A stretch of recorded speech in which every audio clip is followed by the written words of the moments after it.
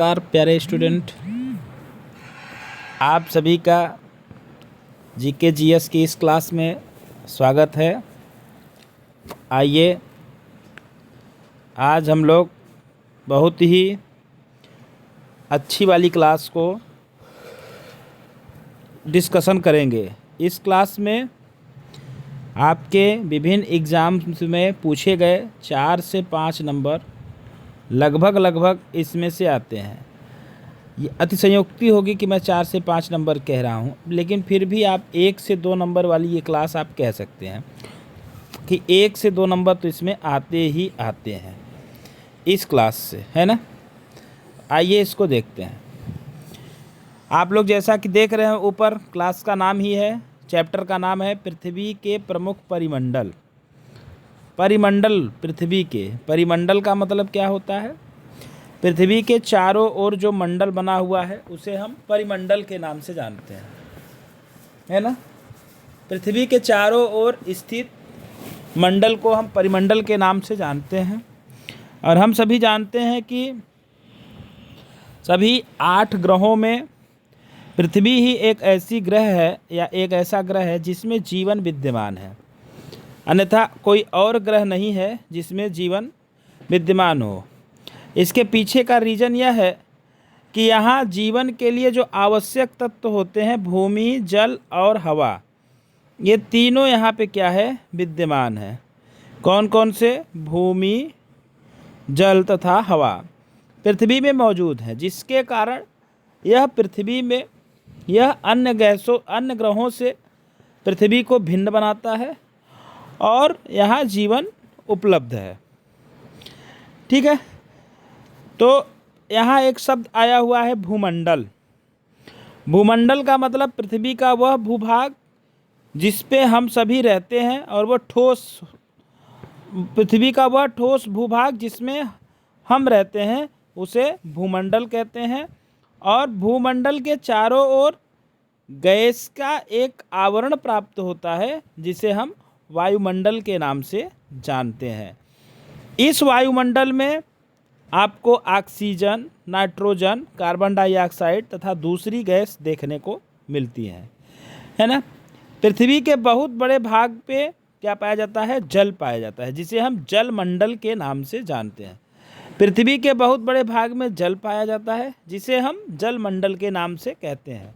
और यह जल पृथ्वी पर सभी अवस्थाओं में पाया जाता है। अच्छा, सभी अवस्था का मतलब किसी भी पदार्थ की 3 अवस्था, मुख्यतः 3 अवस्था होती हैं। वैसे होती तो 5 है, लेकिन 3 होती हैं, जैसे ठोस, द्रव और गैस।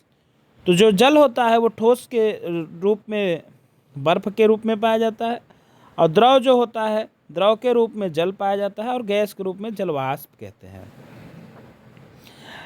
तो इस तरीके से हम कह सकते हैं कि जो जल होता है वह इस वायुमंडल में तीनों रूपों में पाया जाता है।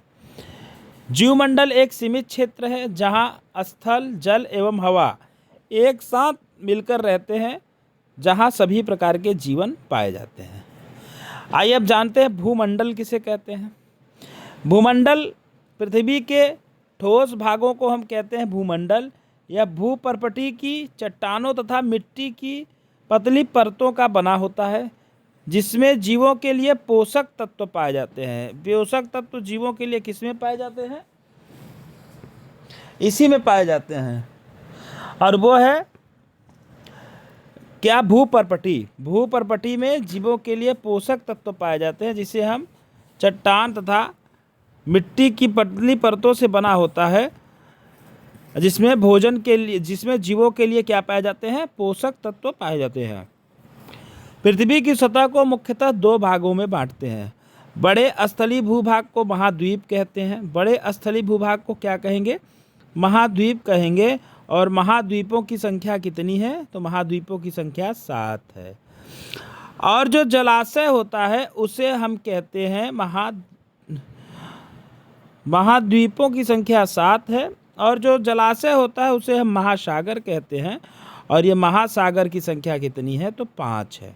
ठीक है, ये चीज़ आप ध्यान रखिएगा। आगे बढ़ते हैं अगले पृष्ठ की ओर। ये देखिए आपको ये दिख रहा है, पृथ्वी का नक्शा है ना। इसको देखेंगे तो ये जो पृथ्वी है इसमें नक्शा जो दिया गया है, इस नक्शे को ध्यान से देखिए तो यहाँ देखिए महासागर दिया हुआ है। सबसे पहले प्रशांत महासागर दिया है, इसके बाद हिंद महासागर दिया हुआ है, फिर आप देखेंगे तो दक्षिणी महासागर है, फिर इधर देखेंगे तो अटलांटिक महासागर है, और एक महासागर और है उसको बोलते हैं आर्कटिक महासागर, और वो यहाँ है। तो ये 5 महासागर हैं, ये सभी 5 क्या हैं, महासागर हैं। इसके बाद ये देखिए एशिया महाद्वीप है ना, पहला, दूसरा यूरोप, तीसरा अफ्रीका, चौथा देखिए दक्षिण अमेरिका, पांचवा उत्तरी अमेरिका, और छठा है आर्कटिका, और इसके ऊपर इधर ये दिया हुआ है अंटार्कटिका, है ना।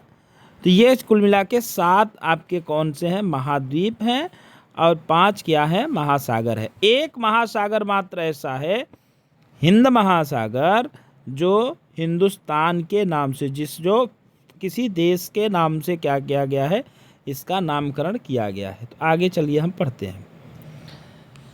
आगे यहाँ आप देखिएगा तो कुछ इम्पोर्टेंट चीज़ें हैं जिनको मैं क्या किया हूँ, हाईलाइट किया हूँ। जैसे विश्व का सबसे ऊंचा शिखर माउंट एवरेस्ट, जो कि समुद्र तल से 8,848 मीटर ऊंचा है, यह कहाँ पाया जाता है। तो ये कहाँ पाया जाता है, ये जो माउंट शिखर है ये एशिया महाद्वीप में पाया जाता है, ये सबसे ऊंचा है। विश्व का सबसे गहरा भाग जो है वो प्रशांत महासागर का है, जिसको हम क्या कहते हैं, मेरियाना गर्त कहते हैं, जिसको हम क्या कहते हैं, मेरियाना गर्त कहते हैं। तो कभी कभी पूछ लेता है कि विश्व का सबसे गहरा गर्त मेरियाना गर्त कहाँ पाया जाता है, तो आपको याद रखना है ये प्रशांत महासागर में पाया जाता है। और ये इसकी गहराई कितनी है, तो इसकी गहराई है 11,022 मीटर, 11,022 मीटर, या हम कह दें तो 11 किलोमीटर, लगभग 11 किलोमीटर है ना।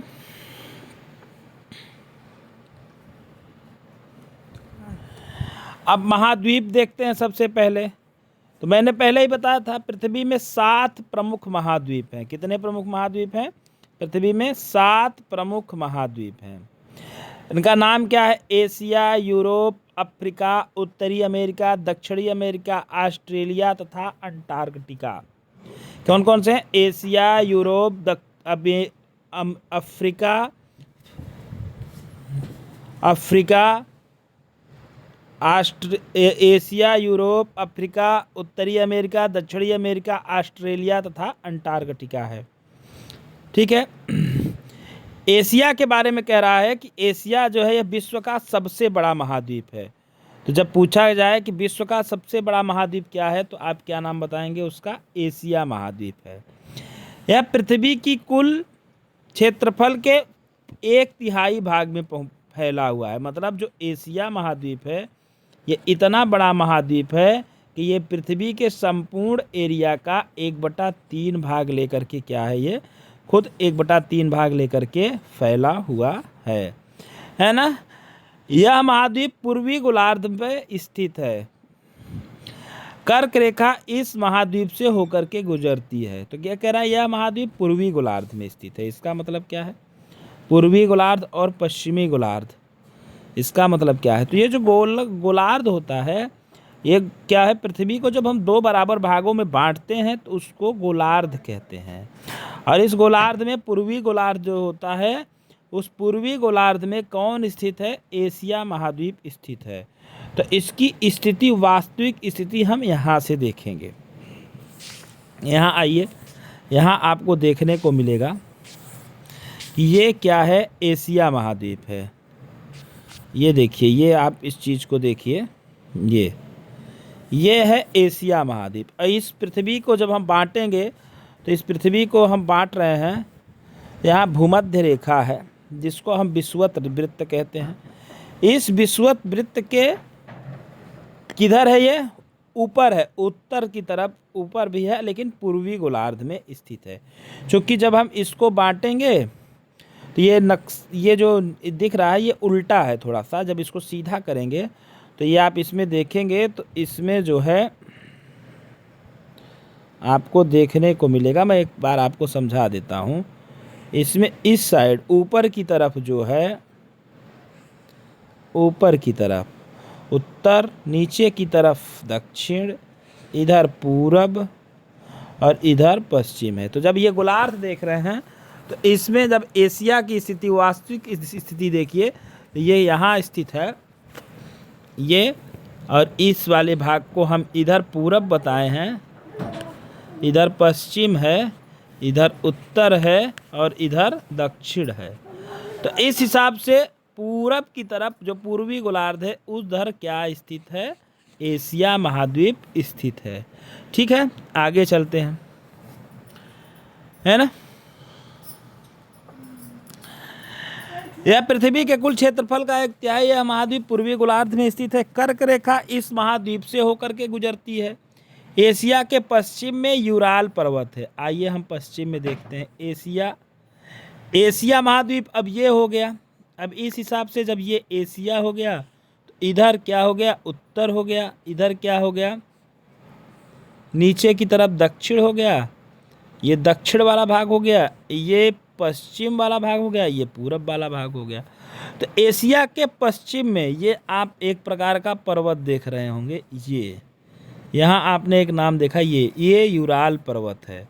तो ये किधर स्थित है? तो ये एशिया महाद्वीप के किधर स्थित है? पश्चिम साइड में स्थित है। कौन? यूराल पर्वत। आगे चलिए देखते हैं, है ना।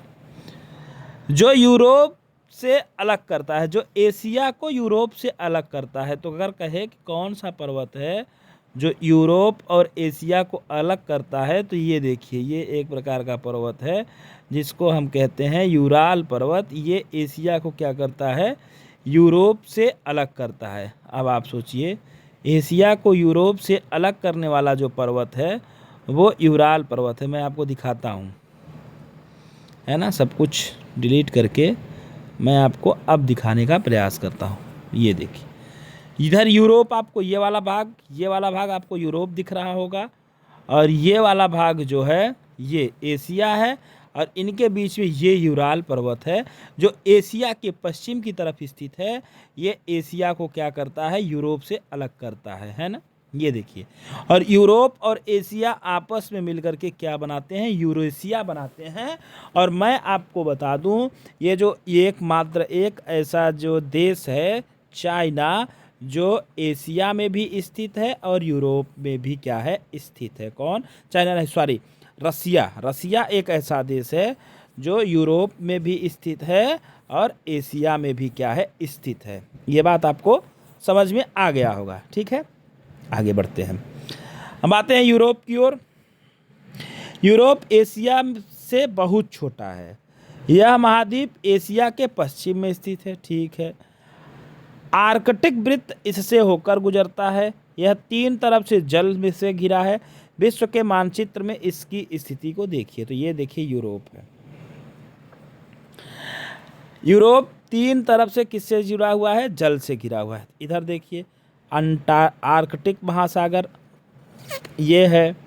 ये देखिए, ये भी जल वाला भाग है, नीला नीला जो दिख रहा है ये भी जल है, ये जल है, इधर ये जल है, इधर भी जल है, और इसके 3 तरफ से क्या है? ये जल दिख रहा है, और एक तरफ इसके क्या है? स्थल स्थित है। बात समझ में आ रहा है? इसके यूरोप के, है ना। ठीक, अब आगे देखते हैं। यूरोप में अफ्रीका, एशिया के बाद विश्व का दूसरा सबसे बड़ा महाद्वीप। तो हम कह सकते हैं कि पहले नंबर पे कौन आएगा? तो पहले नंबर पे आई हैं एशिया। पहले नंबर पे आएगा एशिया। पहले नंबर पे आया एशिया। ठीक है, दूसरे नंबर पे कौन आ रहा है? आप खुद देखिए, अफ्रीका। दूसरे नंबर पे कौन महाद्वीप आ रहा है? अफ्रीका। पहले नंबर पे कौन है? एशिया। दूसरे नंबर पे कौन है? अफ्रीका, है ना। आगे बढ़ते हैं। विषुवत वृत्त या 0 डिग्री अक्षांश इस महाद्वीप के लगभग मध्य से होकर के गुजरता है। विषुवत वृत्त को देखिए, ये ऊपर वाली रेखा है, इसको कर्क रेखा बोलते हैं। ये नीचे मकर रेखा और ये हो गई विषुवत रेखा। ये हो गई विषुवत रेखा। ये विषुवत रेखा जो है ये अफ्रीका महाद्वीप यहाँ दिखाई दे रहा है। ऊपर जो जा रही है इसको कर्क रेखा, नीचे जो जा रही है मकर रेखा और बीच में जो जा रही है वो विषुवत रेखा है। ये अफ्रीका महाद्वीप को लगभग 2 बराबर भागों में क्या कर रही है? डिवाइड कर रही है। ऐसा इनका कहना है और ऐसा हम देख भी रहे हैं। ये एकमात्र ऐसा महाद्वीप है जिससे तीनों रेखाएं होकर के गुजरती हैं। कौन कौन सी? कर्क रेखा, मकर रेखा और विषुवत रेखा, है ना। विश्व का सबसे बड़ा रेगिस्तान सहारा रेगिस्तान इसी में क्या होता है? पाया जाता है, और जो गर्म रेगिस्तान है ना। यह महाद्वीप चारों तरफ से समुद्र एवं महासागरों से घिरा है। विश्व के मानचित्र में इसको देखिए। विश्व की सबसे लंबी नदी नील नदी इसी से होकर के गुजरती है। अगर कोई पूछे कि नील नदी कहाँ स्थित है तो क्या बताएंगे आप? नील नदी जो है वो अफ्रीका महाद्वीप में स्थित है। ये है नील नदी। ठीक है, आगे चलते हैं। अफ्रीका। अब आगे आते हैं उत्तरी अमेरिका। विश्व का तीसरा सबसे बड़ा महाद्वीप है उत्तरी अमेरिका। यह दक्षिणी अमेरिका से एक सकरे स्थल से जुड़ा हुआ है जिसे पनामा जल संधि कहते हैं। अब अगर कोई पूछे कि पनामा जल संधि जो है वो किसके किसके बीच में है, तो ये उत्तरी अमेरिका और दक्षिणी अमेरिका के बीच में है। यानी उत्तरी अमेरिका और दक्षिणी अमेरिका के को अलग करने के लिए एक प्रकार की संधि है जिसे हम पनामा संधि कहते हैं। उसी से ये तीनों आपस में ये हटते हैं, है ना। तो देखिए, पहले नंबर पे एशिया था, दूसरे नंबर पे अफ्रीका था, तीसरे नंबर पे उत्तरी अमेरिका था, है ना। यह महाद्वीप पूरी तरह से उत्तर एवं पश्चिम गोलार्ध में स्थित है। यह महाद्वीप 3 तरफ महासागरों से घिरा हुआ है। दक्षिण अमेरिका का अधिकांश भाग दक्षिणी गोलार्ध में स्थित है। इसके पूर्व एवं पश्चिम में 2 महासागर स्थित हैं। विश्व की सबसे लंबी पर्वत श्रृंखला एंडीज इसके उत्तर से दक्षिण की ओर फैला हुआ है। तो एंडीज जो पर्वत श्रृंखला है वो दक्षिण अमेरिका में है। दक्षिण अमेरिका में विश्व की सबसे बड़ी नदी अमेजन नदी बहती है। उधर लंबी नदी बह रही थी नील नदी, इधर विश्व की सबसे बड़ी नदी। अगर पूछे कि विश्व की सबसे बड़ी नदी कौन है तो अमेजन नदी है, और विश्व की सबसे लंबी नदी कौन है तो नील नदी है। ठीक है, ये इसमें बहती है। ऑस्ट्रेलिया विश्व का सबसे छोटा महाद्वीप है। विश्व का सबसे छोटा महाद्वीप कौन है? ऑस्ट्रेलिया है, जो पूरी तरह से दक्षिणी गोलार्ध में स्थित है। यहाँ चारों तरफ महासागरों से घिरा हुआ है। इसे द्वीपीय महाद्वीप कहा जाता है। अंटार्कटिका एक बहुत बड़ा महाद्वीप है जो कि दक्षिणी गोलार्ध में स्थित है।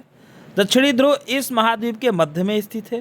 क्योंकि यह दक्षिण ध्रुव के क्षेत्र में स्थित है इसलिए हमेशा मोटी बर्फ की पत्थरों से ढका हुआ आता है। यहाँ किसी प्रकार के अस्थायी मानव निवास नहीं करते। बहुत से देश यहाँ अपना शोध केंद्र स्थापित करते हैं। भारत के भी शोध केंद्र संस्थान यहाँ पे स्थित हैं जिनके नाम मैत्री तथा दक्षिण गंगोत्री है। ये मोस्ट इम्पॉर्टेंट है, इसको आप लिख लीजिए कि भारत के जो शोध संस्थान हैं उनका नाम लिखिए तो उनके 2 नाम हैं, एक मैत्री दूसरा दक्षिण गंगोत्री। इस प्रकार के 2 क्या हैं भारत के भी शोध हैं, और ये कहाँ है? आर्कटिक महाद्वीप में है स्थित है। अब जलमंडल के बारे में कहते हैं। पृथ्वी को नीला ग्रह कहा जाता है। पृथ्वी का 71% भाग जल में, इसका 71% भाग पृथ्वी का 71% भाग जल तथा 29% भाग में स्थल है। ठीक है, जलमंडल में जल के सभी रूप उपस्थित होते हैं। इसमें महासागर एवं नदियाँ, झील, हिमनदी, भूमिगत जल तथा वायुमंडल के जलवाष्प सभी सम्मिलित हैं। भूमि पर पाए जाने वाले 97% से अधिक महासागरों में महासागरों में पाया जाता है एवं इसका अधिकांश भाग क्या होता है? खारा होता है। किसका? जल का, है ना। आगे देखते हैं। ये देखिए, ये सभी क्या है? आपके महाद्वीप हैं, है ना। महाद्वीप क्यों इन्हें कहते हैं? क्योंकि ये 3 तरफ से किससे घिरे हुए हैं?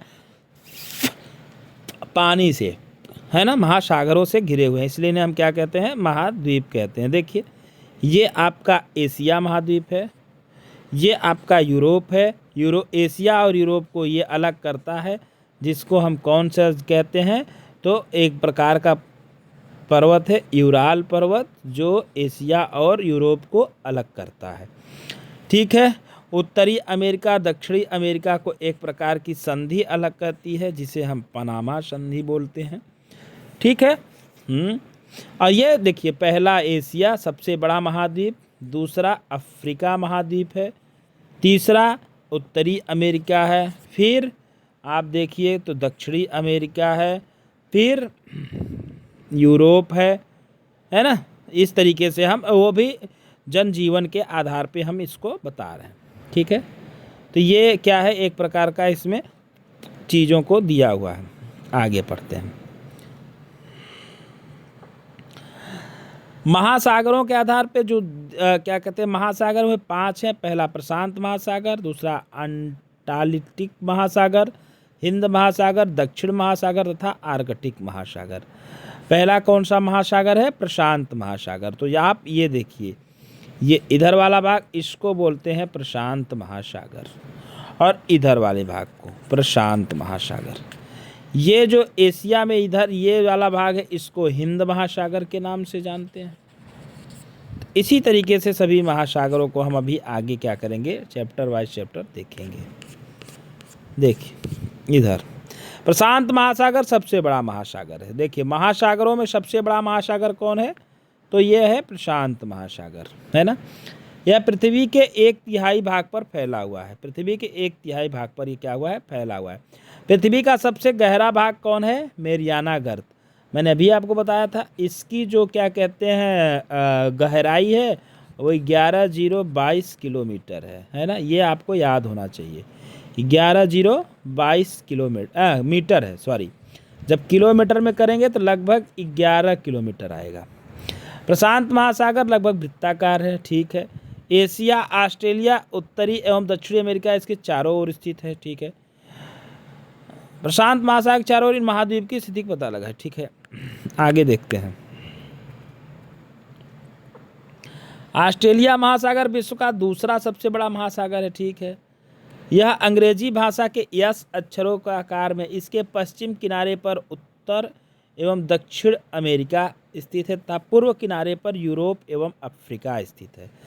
माने जो कहने का मतलब है, अंटार्कटिक महासागर जो है वो यहाँ पे स्थित है। ये वाला जो भाग है, इसी को कह रहे थे, यस आकार में था। ठीक है। इसी को हम किस नाम से जानते हैं, अंटार्कटिक महासागर के नाम से जानते हैं। ठीक है। अच्छा, अंटार्कटिक जो महासागर है ये क्या है, व्यापार की दृष्टि से सबसे व्यस्त महासागर है। कौन, यही अंटार्कटिक महासागर, है ना।